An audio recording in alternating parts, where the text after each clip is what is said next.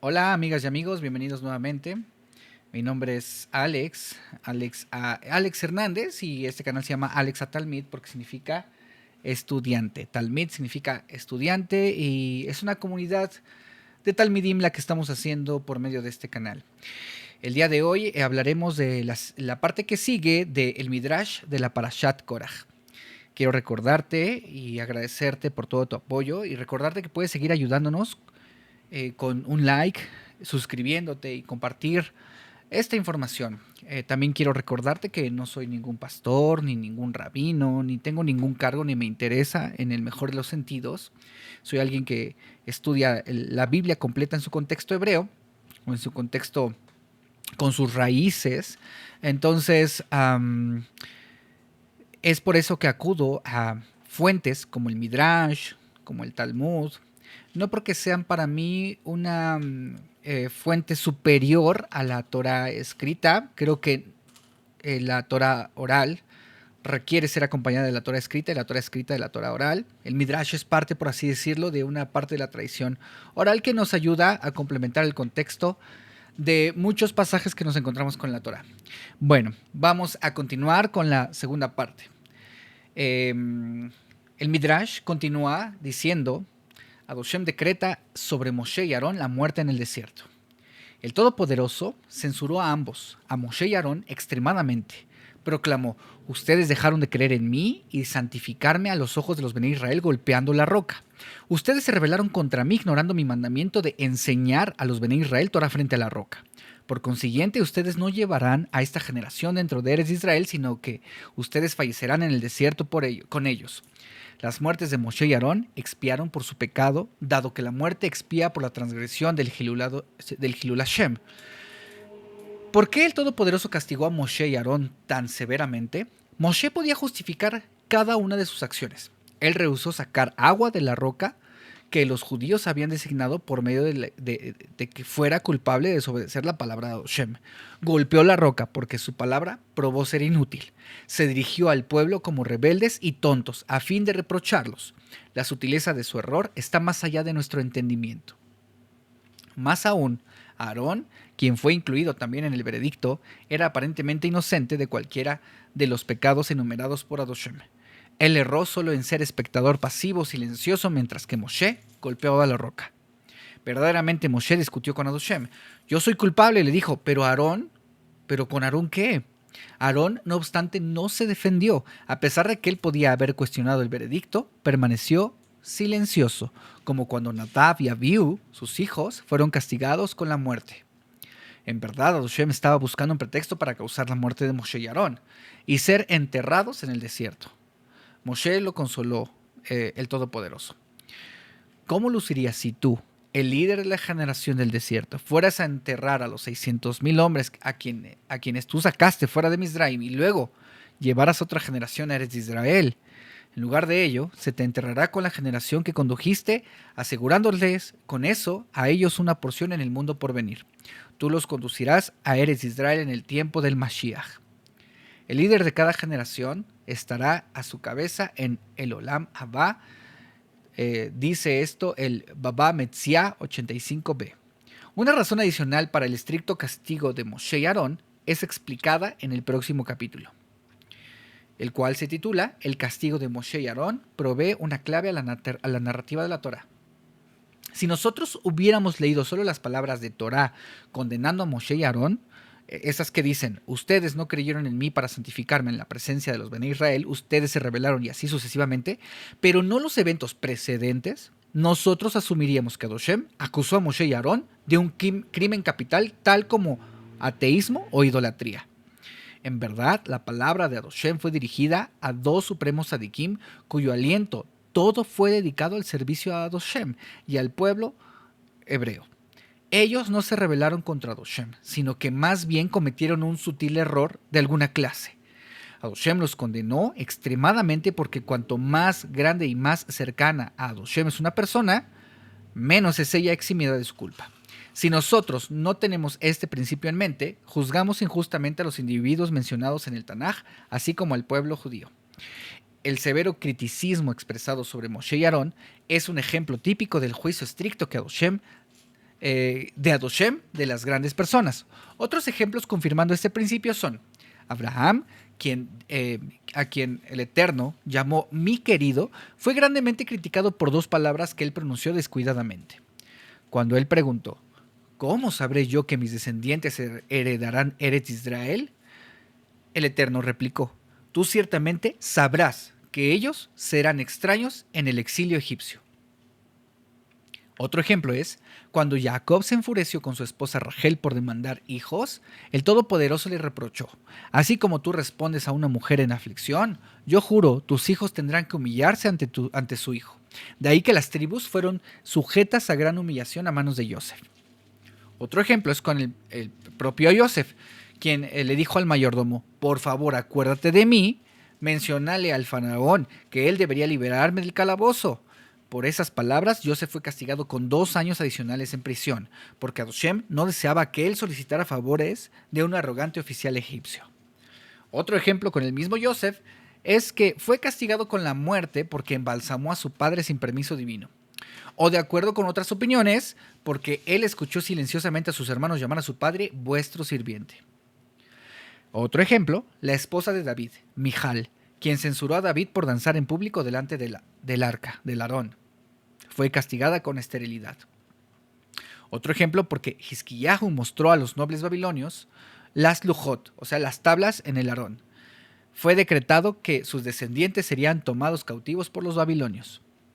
Es beneficioso para los Sadikim que el Todopoderoso no los exima en este mundo. Moshe y Aarón fueron afortunados de que sobre ellos fuera decretado, ustedes deben morir. ¿Por qué son los Sadikim afortunados de ser juzgados con severidad en este mundo? Como resultado, sus completos, íntegros méritos son conservados para el mundo por venir, un mundo de eterno júbilo y dicha.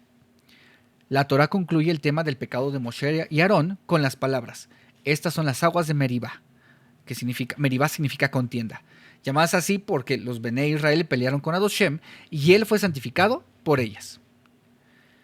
¿Cómo fue que Adoshem fue santificado por las aguas de Meribá? La pena de muerte de Moshe y Aarón demostró que Adoshem castiga incluso a los más grandes sadikim. Esta comprensión fortalecería el temor al Todopoderoso de todos.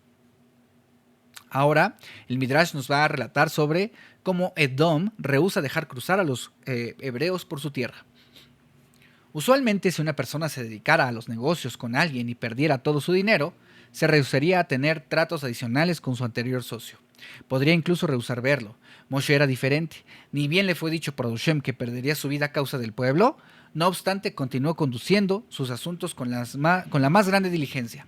Hizo todo lo que pudo para acelerar su entrada en Eretz Israel, a pesar de que sabía que él estaba, con eso, apresurando su propia muerte.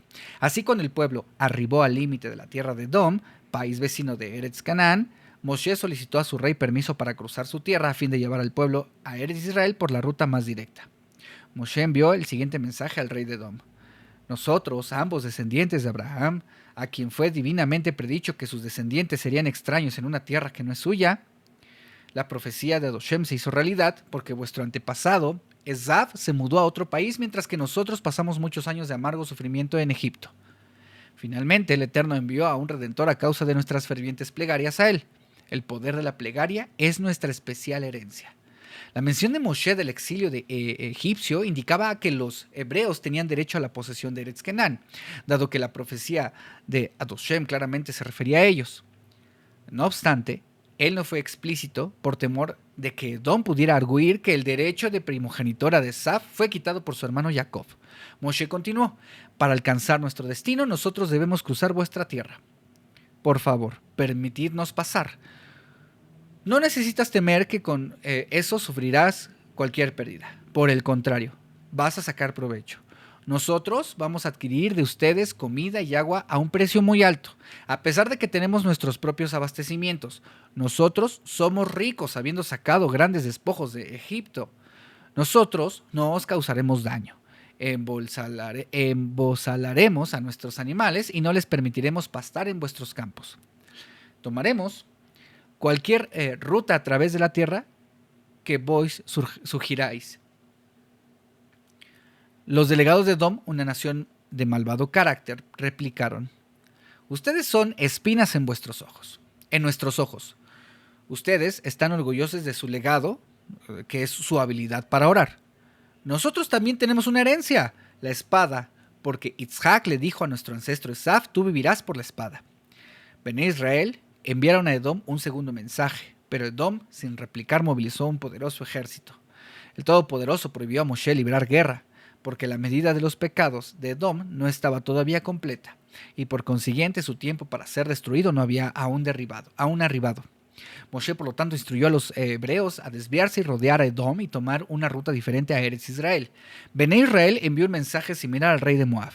Moab también rehusó conceder el paso a los hebreos y así ellos también se desviaron rodeando a Moab. Ahora, el Midrash nos va a contar acerca de la muerte de Aarón en Or Ahar. La nube de gloria permaneció varios meses en Kadesh, en el límite de la tierra de Edom. Luego se elevó y condujo a Bené Israel en un desvío en derredor de la tierra de Edom. Ella vino a descansar delante de la montaña de Or Ahar. El nombre Or Ahar significa montaña de una montaña o montaña sobre la montaña. Ella era realmente una colina descansando sobre la cima de otra, y se asemejaba a una pequeña manzana sobre la parte superior de una grande. Usualmente la nube de gloria achataba todas las colinas y montañas en el desierto para que los Bené Israel pudieran viajar sobre un sendero parejo. No obstante, Adoshem dejó en pie 3 montañas. El Har Sinai, por la entrega de la Torá, el Har Nebo, para servir como lugar de entierro de Moshe, y el Or Ahar, para volverse el lugar del entierro de Aarón. Adoshem perseveró también a estas montañas como un recordatorio de que había habido muchas de tales colinas en el desierto.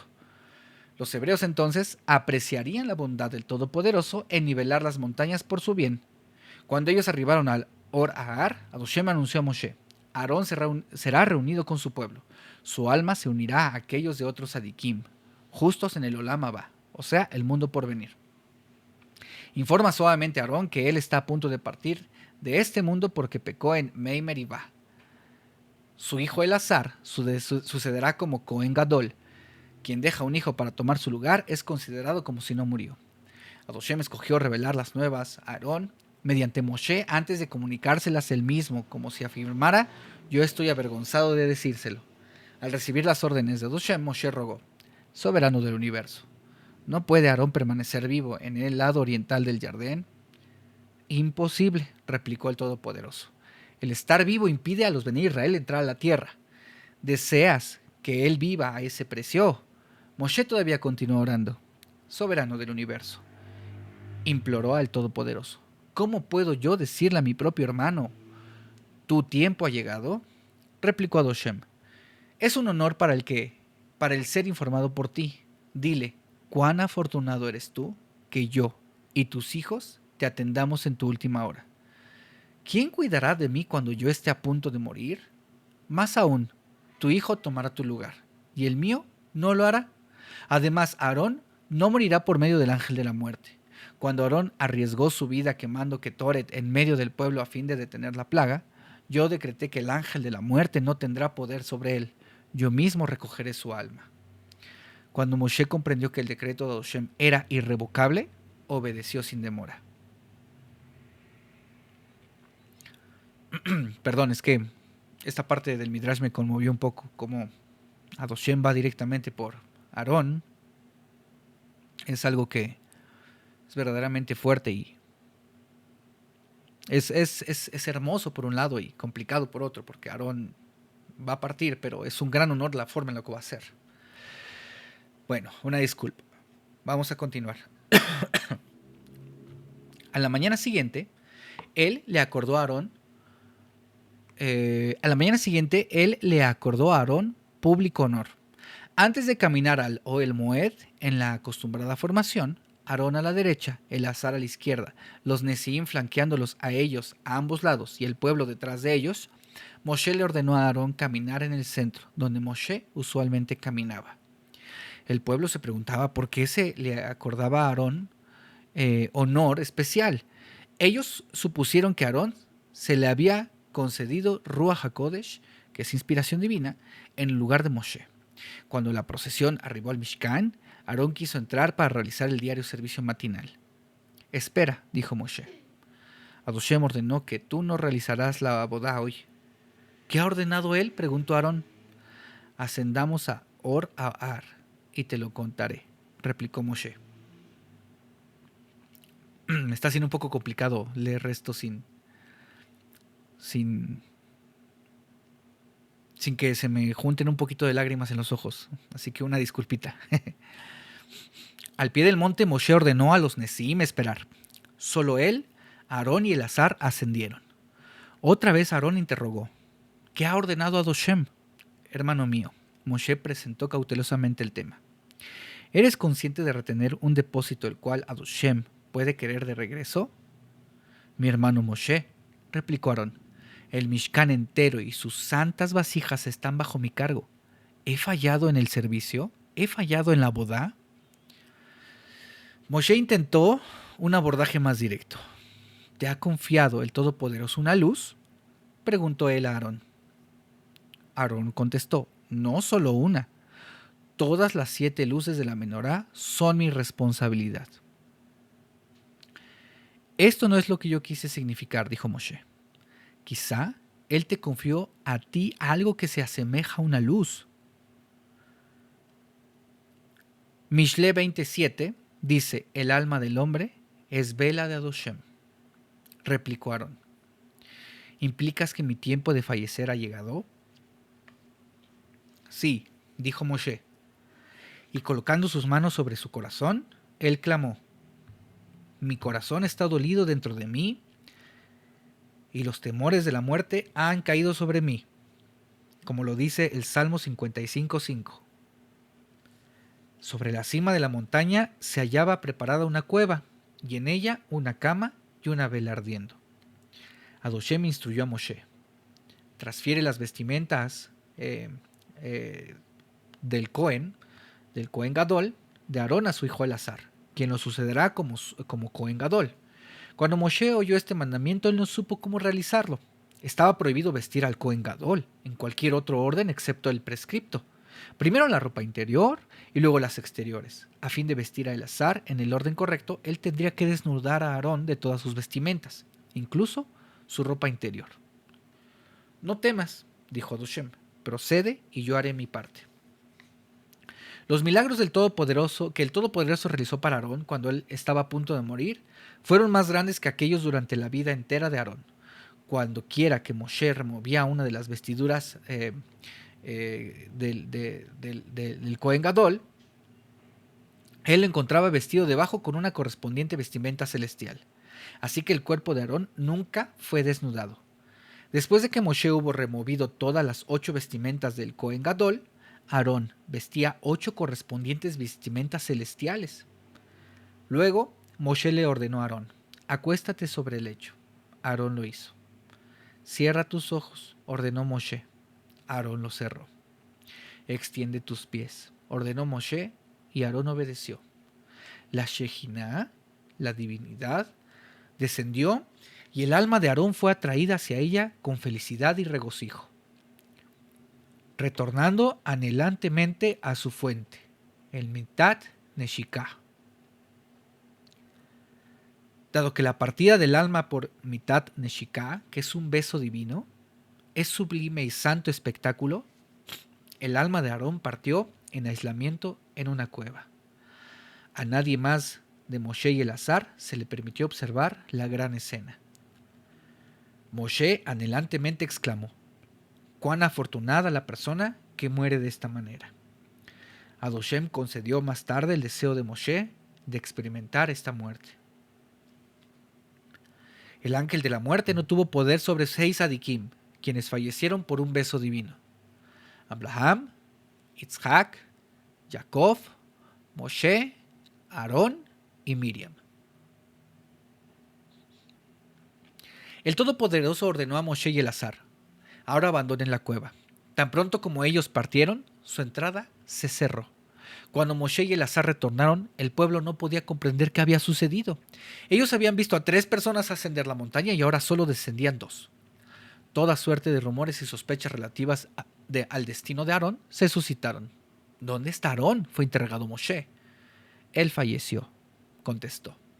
Esta afirmación se encontró con total descreimiento, El pueblo dijo amenazadoramente a Moshe: no nos digas que aquel ángel de la muerte tuvo el poder sobre Aarón, quien lo controlaba y le impedía matar a hebreos. Traed a Aarón de regreso inmediatamente o nosotros os lapidaremos. Nosotros conocemos tu estricta disposición. Aarón debe haber dicho o hecho algo que tú consideraste pecaminoso y tú decretaste la pena de muerte sobre él. La falsa sospecha lanzada sobre Moshe invitaba al castigo celestial. Inmediatamente después, el pueblo fue atacado por Amalek. Moshe oró a Hashem ser absuelto de sospecha. El Todopoderoso ordenó a los ángeles traer el ataúd de Aarón y mostrarlo al pueblo. Ellos tuvieron una visión del ataúd de Aarón flotando en el aire. Después de eso, aceptaron su muerte. El duelo por él fue intenso. Duró 30 días e incluyó a todos los miembros de la nación, hombres, mujeres y niños. Los cielos también hicieron duelo. Adoshem y sus huestes celestiales ensalzaron a Aarón proclamando: la Torá de verdad estaba en su boca e iniquidad no era encontrada en sus labios. Él caminaba conmigo en paz y rectitud porque los labios del Cohen, Aarón, mantenían conocimiento y ellos buscaban Torá desde su boca, porque él era como un ángel de Adoshem de las huestes. Reyes 2, 6 y 7. ¿Por qué Aarón fue tan grandemente llorado?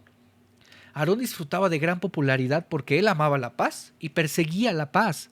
Mientras caminaba por el campamento, saludaba a cualquier hebreo que encontraba con una amplia sonrisa y cálidas palabras. Aún si esa persona era un rasha, o sea, un malvado. Inmediatamente, cualquiera que había cometido o estaba a punto de cometer un pecado pensaba: ¿por qué Aarón, el Cohen Gadol, el más grande dignatario de Keila Israel, me saludó? Obviamente él piensa que yo soy un sadik. Avergonzado de que su verdadero carácter no conformara a la imagen percibida por Aarón, la persona resolvía mejorar su conducta. Cuando quiera que Aarón oía que dos israelíes, dos Bené Israel habían peleado, él visitaba a uno de ellos y decía: ¿sabes cuán apenado está vuestro anterior amigo de que él ya no se lleva bien contigo? Él se sentía en casa golpeando su pecho con su puño y rasgando sus vestiduras, apenado por la desaveniencia entre ustedes dos. Pero está demasiado avergonzado para decírtelo. Luego Aarón visitaba al otro y le contaba lo mismo. La próxima vez que los dos se encontraban, ellos se abrazaban, se besaban el uno al otro y estaban reunidos. Si Aarón oía de una fricción entre un marido y una esposa, no descansaba hasta que él los había reconciliado. Y si se le contaba acerca de dos partes que tuvieron una discusión, encontraba un compromiso para resolver la materia. Aarón falleció a la edad de 123 años, el 1 de Av del 2487. Keilal Israel había estado protegido por las nubes de gloria en su mérito. Con su muerte, estas nubes desaparecieron. Ahora, perdonen una disculpa, la verdad esta parte me conmovió mucho. Ha sido un estudio que nunca había tenido antes con esta visión de este Midrash. Y la verdad ha sido muy, muy fuerte para mí. Bueno, ahora el Midrash va a continuar relatando que después de la muerte de Aarón, cómo los Amalekim atacan a Keilal Israel en la apariencia de Canaanim. Los enemigos del pueblo hebreo pronto oyeron que después de la muerte de Aarón, el campo de los Bené Israel ya no estaba rodeado por nubes de gloria. Hubo reportes de que Bené Israel estaban ahora viajando siguiendo al Aarón, o sea, al arca, antes que a una nube de la Shejinah. Los gentiles tomaron esto como una señal celestial de que Adoshem había abandonado a los hebreos y que ellos serían favorecidos si atacaban ahora al pueblo hebreo. Un antiguo adversario, Amalek, decidió tomar revancha sobre los hebreos. El pueblo amalekita recordaba bien la última batalla contra los hebreos, en la cual ellos fueron derrotados porque Moshe elevó sus manos en tefilá, como fue explicado al fin de la Parashat Beshalach. Los Amalekim, por lo tanto, idearon un plan para impedir a Bené Israel usar su poder de la plegaria. Colaborando con su vecino Arad, rey de Canaán, ellos pidieron prestados trajes canaanitas para venir a batallar bajo la apariencia de Canaanim. Los amalequim razonaron: los hebreos nos confundirán con Canaanim y orarán a Adoshem destruirá a los Canaanim. Sus plegarias dirigidas hacia un pueblo diferente serán ineficaces. Al ver los soldados enemigos aproximarse, el miedo de los hebreos fue inmenso. Ellos intentaron huir de regreso a Mizraim y retrocedieron 7 etapas. Impedidos por los Benei Leví de retroceder más lejos, hicieron alto ahí y estallaron en amargo llanto y duelo por la muerte de Aarón. Ellos se dieron cuenta de que esta calamidad había caído encima de ellos a causa de la ausencia de un tzadik. A pesar de que los soldados enemigos estaban vestidos con típicos trajes cananitas, Bené Israel estaban inseguros acerca de su identidad. Si ellos eran cananí, ¿por qué sus rostros se asemejaban a aquellos de los amalequim? ¿Y por qué eran ellos de piel clara como los amalequim, mientras los canaanim, descendientes de Ham, eran de piel oscura? Los judíos, por lo tanto, decidieron orar al Todopoderoso sin especificar el nombre del enemigo. Hicieron teshuvá por sus pecados y prometieron solemnemente: Adoshem, si tú nos entregas a este pueblo, cualquiera que sea su nación y cualquiera que sea de donde vengan, en nuestras manos, nosotros no derivaremos ningún beneficio de sus despojos, sino los destruiremos. El Todopoderoso, que está cerca a su pueblo, aceptó su teshuvá y tefilá y dio la victoria a Bené Israel. En persecución de los amalequim, los judíos atravesaron otra vez todas las 7 etapas que habían previamente retrocedido. Ellos destruyeron a los enemigos y a sus posesiones. Los amalequim no mataron o lastimaron ni a un solo de los hebreos. Mientras Moshe vivió, ningún hebreo cayó alguna vez en una batalla ordenada por Adoshem. Ellos solo recapturaron una sirvienta de su propio pueblo, a quien Bené Israel habían previamente capturado de ellos. Las nubes de gloria estuvieron solo brevemente ausentes del campo. El Todopoderoso las restituyó al pueblo en el mérito de Moshe. Ahora el Midrash nos va a contar una parte muy linda, que es acerca de... Es linda y muy fuerte al mismo tiempo, porque cuando lees la Biblia completa encuentras una relación, pero este fragmento es realmente fuerte y complementado con lo que muchos no estudian, que es la Besorá. Se pueden comprender más cosas. Dice: cuando los hebreos habían arribado a la frontera de Edom, habían tenido la esperanza de cruzar este país y entrar a Eretz Israel inmediatamente. Lo que va a suceder es que el Midrash nos va a hablar sobre Nehash a Nehoshet, la serpiente de cobre que curaba a aquellos afligidos con picaduras de serpientes. La negativa de Edom necesitando otro circuito y viaje a través del desierto fue un golpe para Bené Israel. Ellos estaban cansados de sus largos años de peregrinar e impacientes por llegar a la tierra. Los restantes hombres de la generación del desierto se quejaron a Moshe: ¿por qué no nos habéis sacado fuera de Egipto para morir en el desierto? ¿Por qué nos habéis sacado de Egipto para morir en el desierto? Nosotros estábamos casi en la frontera de Eretz Israel y ahora debemos volver atrás al desierto. Hemos estado vagando de un lado a otro por los últimos 38 años y ya no podemos soportarlo. El pueblo también previó la duración y penurias del futuro exilio edomita y ellos estaban, por lo tanto, deprimidos. Otra vez, nosotros tendremos que subsistir del man, que es un alimento no natural. Tenemos que él eventualmente haga estallar nuestros estómagos porque no hacemos el baño. O sea, ellos tenían miedo de que el man les hiciera explotar su estómago, porque el man tenía una propiedad de que ellos no tenían que hacer necesidades fisiológicas a causa del man. O sea, si comían otra carne, sí, pero el man no. Las quejas del pueblo fueron infundadas y consideradas por Adoshem como la Shonara, o sea, calumnias contra el man. Una voz celestial proclamó: escuchad vosotros ingratos, después de todas las bondades que yo realicé para vosotros, ¿estáis insatisfechos? Yo os di un maravilloso alimento, el man, que es totalmente absorbido por el cuerpo, eximiéndose de la desagradable necesidad de abandonar el campamento para evacuar. Vuestra ruta en derredor de la tierra de Edom también tuvo como propósito vuestro beneficio, no sea que sufrieran daño de los edomitas. Más aún, vosotros conquistaréis los reinos de Sihón y de Og. Adoshem dijo que la serpiente, cuyo alimento sabe como polvo, pero no se queja, castiga a aquellos que se quejan acerca de la comida deliciosa. Adoshem envió serpientes ponzoñosas para afligir picaduras fatales sobre algunos de los quejosos contra el man. Otros fueron fatalmente mordidos por perros salvajes y escorpiones. Los quejosos se dieron cuenta de que ellos habían hecho mal. Cuando hablamos contra Doshem y vos, orad a Doshem, que él remueva las serpientes de nosotros. Moshe inmediatamente los perdonó. Si a alguien se le pide perdonar a otro, él debería ser así. O si no, es considerado cruel. Él imploró a Doshem en pro de los pecadores. Doshem instruyó a Moshe: fabrica una gran serpiente llamada Saraf. Esta ponzoñosa serpiente es llamada Saraf porque su veneno causa fiebre ardiente. Saraf es derivado de la raíz seref, que significa, creo que se dice seref, que es quemar. Fíjala a la parte superior de un alto poste para que sea visible desde cualquier punto del campamento. Un hebreo que es mordido por un perro salvaje o un escorpión será curado mirando brevemente al Saraf, mientras quien recibe una picadura de serpientes debe clavar la mirada en el Saraf intensamente a fin de recuperarse. Por supuesto, ni una breve mirada ni intenso mirar a la serpiente podía efectuar una cura. Más bien, Adoshem implicaba que una persona afligida que dirigía su corazón en dirección al cielo, mirando al Saraf con los pensamientos apropiados de Teshuvah, sería curada. Un rasha, o sea, un malvado, no se recuperaría mirando a la serpiente.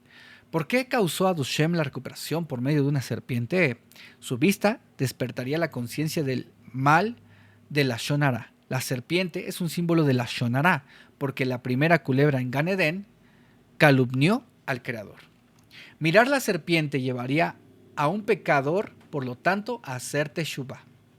Adoshem no le dijo a Moshe de qué materia construir el Saraf. No obstante, un hombre sabio entiende un mero indicio. Moshe razonó: Adoshem ciertamente quiere que yo haga una serpiente semejante a una viva.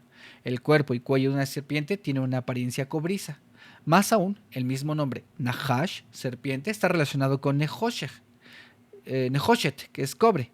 Yo, por consiguiente, haré una Saraf de cobre antes que de oro o plata. Moshe trajo un poste, arrojó al Saraf en el aire y milagrosamente cayó y permaneció en la cima del poste. La palabra de Doshem se hizo realidad. Quien quiera que hacía Teshuvah y miraba al Saraf permaneció vivo. La serpiente de cobre de Moshe fue preservada por Kelal Israel durante casi 700 años. Fue conocida como el Nehushtan. Dado que retenía su poder curador, eventualmente llegó a ser considerada como un objeto sagrado, y cuando la adoración de ídolos se esparció, los hebreos percaminosamente la adoraron. El rey Hizquiahu, quien purificó la tierra de adoración de ídolos, finalmente la destrozó, como es narrado en el libro de Melahim, Reyes 2, 18 y 4. Él destrozó la serpiente de cobre que Moshe había hecho porque hasta aquel tiempo, Ben Israel solían ofrendar incienso a ella y la conocían bajo el nombre de Nehushtan.